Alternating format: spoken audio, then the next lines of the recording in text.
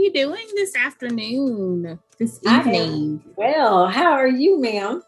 Awesome, awesome, awesome. Good. Great to have you tonight. Just Yeah. a little bit about tonight's session. We have all heard the term of the superwoman complex. And I thought, what better way to honor mental health and empowering women to understand truly how to live most effectively and efficiently as a woman in 2021. So I wanted to get a little feedback from you and really just have a real talk session about some of the things that women can do to really ensure that we are taking care of ourselves while being put in a position or walking in a position to take care of others. Sure. Yeah. And Akilah, I love that you started with the word superwoman, because that's probably one of the first ways that we can think about better ways to take care of ourselves. And that's this idea of labels, right? I know that you have probably heard it in your place of work, or even, things that are happening with the pandemic, right? She's a superwoman. She's a superhero. Nobody can do it like her. She is the only one, right? And those labels, they sound really good in the moment until they become lonely. And we are reaching out, looking for help, but we've embraced this idea that I'm a superwoman and I can do it all by myself and I don't need any help. And then we're in a space where we can't get the help. And then overwhelm starts to usher itself in. And so what I've been embracing in this season is that I'm not a superhero. I'm not a superwoman. I fully recognize that it is God's grace and ability that I get to operate in. And maybe I do some really great feats. But if he takes that grace away, if he takes that ability away, the strength, the might, we're all in trouble if it's just going to be me. Absolutely. And I think one of the things that I've learned in this time as well is, superheroes are in the comic books. They're not real. Oftentimes when we look at the Bible, we talk about the Proverbs 31 woman and all of those attributes that she had and how we strive to be that, but we aren't able to be that all at one time. So, one day we're the entrepreneur, businesswoman, career woman. The next day, our focus, in order to stay balanced, we may, need to focus on our family on that day. We may not be able to be at the top of our game as we say, career wise. So what other things would you recommend for women to focus on at that time? Yeah, sure. So, you bring up another interesting point that I think impacts all of us. And this is idea of work-life balance. So again, another term that I'm just moving away from, because when we think about this idea of balance means equal weight and measure, right? So I'm trying to hold things like this. That's balance. But the truth is, if we really were to segment our body in the way that we would need to have this real idea of work-life balance, okay, well, then it would be, well, who's getting your arm? Who's going to have the head? Are you going to let one of your kids have your leg and your kneecap, right? How are you going to evenly divide yourself? But then you're only given a portion of yourself. And so I've tried to embrace this idea of life spectrum. And what that means is that on a spectrum, I'm going to show up fully present to each situation, right? So it's true. There are going to be some times where my full-time work needs me fully present and I have to give some attention over to that. But then at the same time, if Akilah is calling and it's girls' time, well, Akilah needs 100% of my attention. She needs me to be fully present. And so I make the choice to be fully present for her rather than trying to give her a part of me. I'm still trying to work, trying to figure out what's going on at home. But I realize that I'm on a spectrum and I show up present to each of those moments as opposed to trying to be everybody's everything.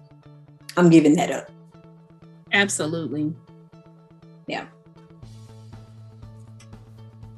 So, when we're thinking about these ideas of labels and living life on the spectrum versus work-life balance, what we're really talking about are things to support ourselves and guard against something that's called emotional overwhelm. Has that been something that you heard about? Heard about it, experienced it, have the t-shirt, can give a subscription to it. Absolutely. Right. Emotional overwhelm always comes, oftentimes for me, because I internalize so many things. I would say that I'm emotionally overwhelmed before I realize it. Yep. And so it's also why I realized that I have become that I am a planner. I have always felt like I needed to have plan A, B, C, D, E, F, G in case something did not work out as it was supposed to, so that I would not get emotionally overwhelmed. But still, there are only so many aspects of our lives that we can control. Yeah. So definitely, I think my sentiment is there are opportunities for all of us to do better when it comes to leveraging ways to not be emotionally overwhelmed. Yeah. And, Akilah, I love that you said, by the time I realized it, I'm so far gone, I'm so far into it, that in and of itself becomes overwhelming. And I've heard people say, I'm not overwhelmed. Like, Carlete, that's not the word I would use to describe it. And I just say, oh, okay, so what is it? And they say, well, I just can't. It's just a lot going on right now. And I just smile. That's overwhelmed. Yes, those are symptoms and alternative words that, especially we as women, right? Because the word overwhelmed, that sounds defeatist, and we don't want that attached to us. So we say, I just can't right now, or I got a lot going on. But really, that's you saying I'm overwhelmed. And it is okay to call a thing a thing. And because I'd like to remember and remind myself, if it has a name, that means that it bows to the name of Jesus. So let's go ahead and call the thing what it is, right? And so, goodtherapy.org says that emotional overwhelm occurs when the intensity of our feelings outweighs our ability to manage them. And so, that's how we can tell, hey, I'm in this, I'm feeling it. Look, I know y'all see this lion that's behind me. We feel it even in our bodies, right? That email that has come up, it's the equivalent, right, of us feeling like we're being chased in the Saharan desert by a lion.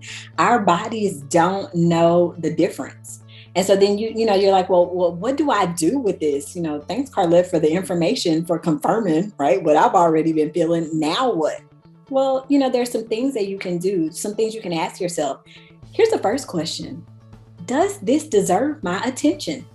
Practice the pause, because you have to think about it. At some point, you have to learn how to pause. Our bodies, tell us that we're either going to fight or flight. And I have learned that it's important to yield to another response, and that's pause, to determine, what the next step is. And whether it's even worth you addressing at that moment, because oftentimes when you practice the pause, and you step away from it and you come back to it, you realize, oh, it wasn't that big of a deal, or it didn't necessarily need my attention. Sometimes I find that the superwoman complex pushes us in a position to respond to something that God may not have even intended for us to respond to. Just because it comes across our threshold does not mean that it's our responsibility to address. And sometimes that pause is prayer.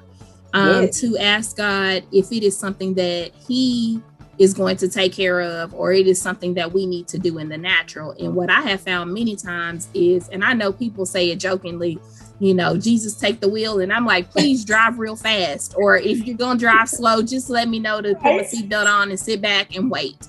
Yeah. So I do think that, practicing the pause does help us, definitely. I love that. And look, and then sometimes like God is going to give you an unction that, yes, you do need to do something. Okay, so how do you get that started?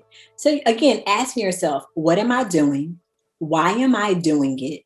What's the next step, right? So look, as women, as planners, You were right. We've already thought out to step Z at A when he's like, just think about step B, right?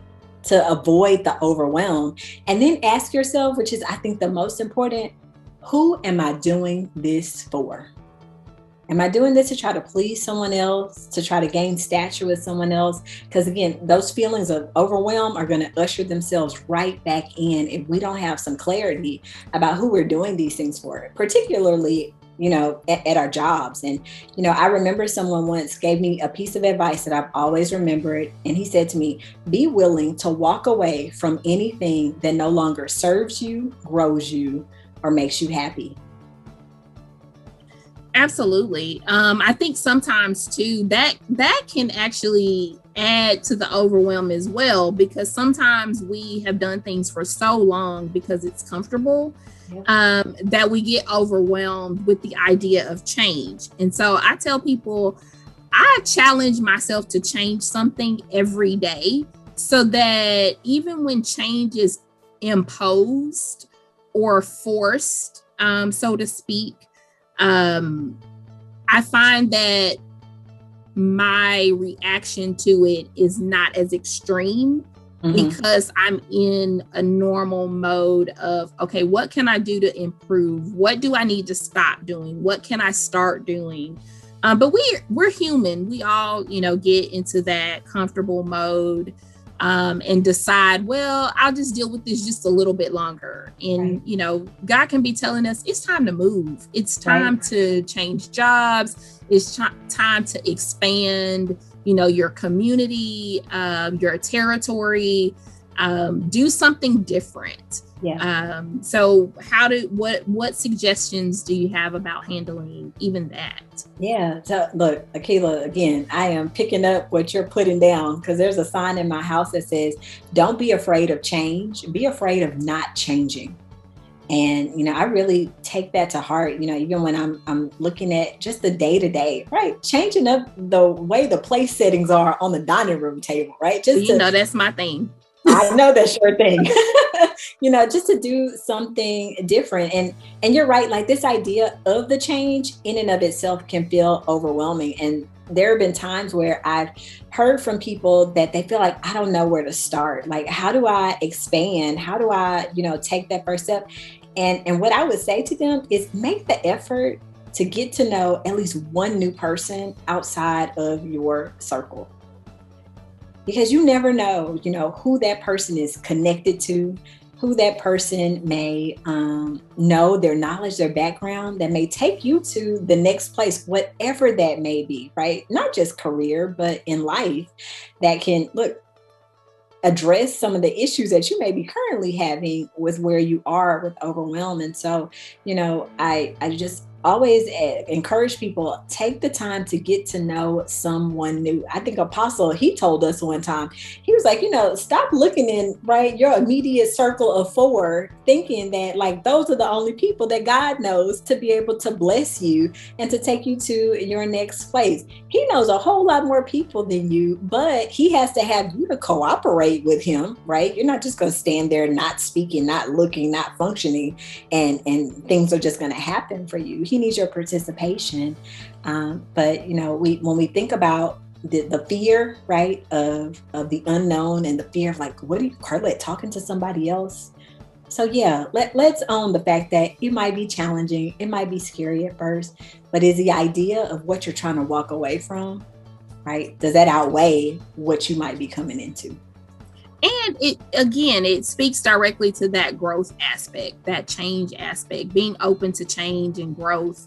I think about it all the time. People don't realize that I am very introverted, but I force myself to engage in conversations and communicate in a way that I hope is open to people, and letting them know that I am willing to get to know them and to understand them. Because many, many years ago, in some psychology class or in some degree plan that I completed, there's a book called Gifts Differing, and how all of our gifts work together. Even though they're different, they work together to make us whole and to make organizations whole, families whole, systems whole.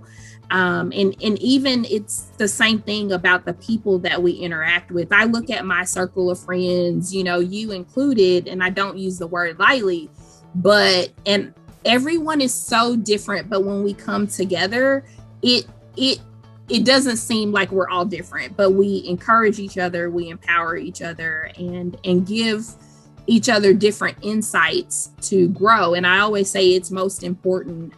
The most successful people are informed people. And so you need to have different information in order to make the most informed decisions in your life, along with the wisdom of God. And so that's so important to be open to and embracing different people that, you know, God places in our lives. I will tell you, most of the people that have been a part of my success journey in life are not people that I grew up with or that I have known my entire life. God has placed them in my life at the appropriate time. So when we are looking to overcome overwhelm, even because your helper may be the person that you least assume available to assist you, but you have to be open because you never know who God is sending to help or to support you and to relieve you of the overwhelm or the superwoman complex. We need each other. I love that. And I think another part of that too is not being afraid to like share your dream and share your vision. You know, you and I talk often about the things that we aspire to do, from the very funny that has stuff to do with fashion that we love to, you know, the more serious, you know, with our life plans. And, you know, even when we share, and let's say that we have nothing to offer one another but support, that helps with the overwhelm, right? That we are bearing one another up and, you know, sharing one another's burdens. That's helpful. But then at the same time, we're constantly thinking, oh, I know somebody. Let me put you in touch with someone. Because like you just said, you know, you just never know who may be ready and willing, able to assist you with that very thing that, you know, you may be overwhelmed with. You know, I remember like once when we were in service and there was a lady, she was needing daycare, right? But if she hadn't said what she needed, I remember someone stood up in the choir stand, I own a daycare center. I was like, oh my gosh. But think what would have happened if she kept that to herself and was struggling. And the Lord was like, you really don't have to. You know, I've positioned people, you know, to be able to help. And so I think, you know, the biggest piece of advice that I probably could leave anybody with is to remember that, you know, God connects us for a purpose. And that this idea, you know, especially when we think about our mental health, there's so many spaces. I feel like the enemy wants us to believe that we're alone. And then that heightens the overwhelm. That heightens the mental health challenges that we might have. And so if nothing else, remember that you're not alone, and that there are people who are not just willing and able to help, but interested in doing it, interested in seeing you flourish, interested in seeing you be all that God has for you to be. Awesome. That actually brings me, you know, as you were talking, I was thinking about, you know, for someone who is challenged with communication, are there any tips to them overcoming the overwhelm of initiating conversations or just effective communication? What would you say are the top 2 to 3 things that they should focus on? Sure. Yeah. So I'm going to actually answer that in 2 spaces. So like you, people are very shocked to know that I am an introvert, you know, just because, you know, they see us in public spaces holding microphones. I can't wait to put that microphone down and go sit down somewhere in the very far back and have no one look at me at all. Right. And so, you know, for that person they're just socially, like, Carlete, I can't do it. What I would say is practice in the mirror. I practice. I practice to see what my facial expressions are going to look like, what words I want to use when I'm going to introduce myself to someone, especially if it's someone who I'm like, oh, I'm kind of nervous to do this. There's nothing wrong with practicing in your car, but with a few things that you would like to say. How in the world are they going to know when it actually happens? You just come off poised, polished, and professional, especially if you're in a professional setting. So there is nothing wrong. I encourage people to talk to themselves. It's helpful. So don't answer back. Right? There you go. But it's helpful to hear your own voice. Now, for those who have the gift of gab, right, and you need to rein it in a little bit, there are 3 things that I always ask myself before I get ready to speak. Does this need to be said? Does this need to be said by me? And does this need to be said right now? And if I can't answer yes to all of those questions, then I hold off. Because see, we also don't want to turn people off because we don't know how to turn it off, when we're trying to engage with someone. And, when we think about attachment styles, you don't want to find yourself being that person that is so like needy, like feeling like this. And then, right, you're talking to an introvert like me or you, and we're just like, I don't know. And so, just be mindful of finding that happy medium there. Awesome. So thank you so much. I know we've had, this has been great. A short time, just, wanted to have a little bit of real talk about some things that were on my mind, and get some additional perspective. We all have our ways of dealing with things, but again, in an effort to empower others and serve our women, just want to make sure that there's some diversity of opinion and definitely some professional assistance. So thank you again for this moment and this opportunity. And I look forward to many more. Yeah, for sure. Thank you for having me.